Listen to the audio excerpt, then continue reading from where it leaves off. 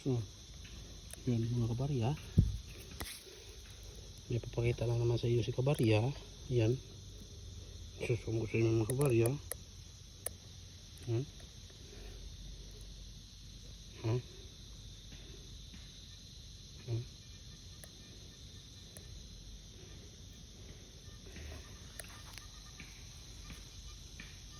Wow.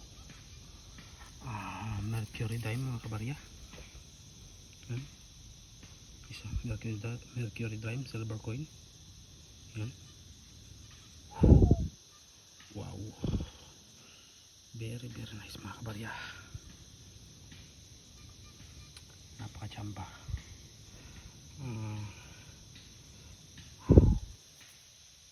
Wow, US coin mga kabarya, Mercury dime.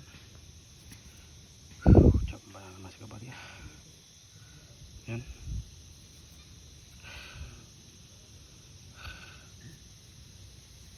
Anong taon kayo ito na 1942. Yun mga kabarya, 1942 na Mercury dime. Wow, silver coin yan siya mga kabarya. United States of America. Yan. Champa naman Liberty coins. Wow, napakaganda ng kondisyon niya mga kabarya. Napakaganda ng kondisyon. So itong Liberty dime mga kabarya,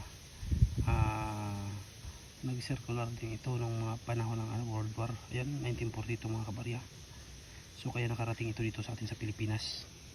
Ito ay mga ginamit noon ng mga sundalong kano o sundalong Amerikano nung sila ay nadestino dito sa ating bansa. So kaya ito nakarating dito sa atin mga kabarya. Pero ito mga kabarya is legit po ito na US coin mga kabarya. So yan, ayos talaga mga kabarya. Yun, si Armital nakakuha siya ng 1 dime 1 cent ng Lincoln coin. Yun, hindi pa namin matrace kung anong year yun sa kanya. Pero ito sa akin dahil silver dime, ayan, silver coins. So ayan, nakita kagad, kunting linis lang ito mga kabarya, babalik ito sa napakaganda. May tayo dito, meron tayong hawak nito na 3 piraso. So ito pang 4 natin ito mga kabarya, nalagdag sa ating koleksyon. So ayan, mga kabarya, yan, Liberty coins 1 dime, nice mga kabarya, Mercury dime.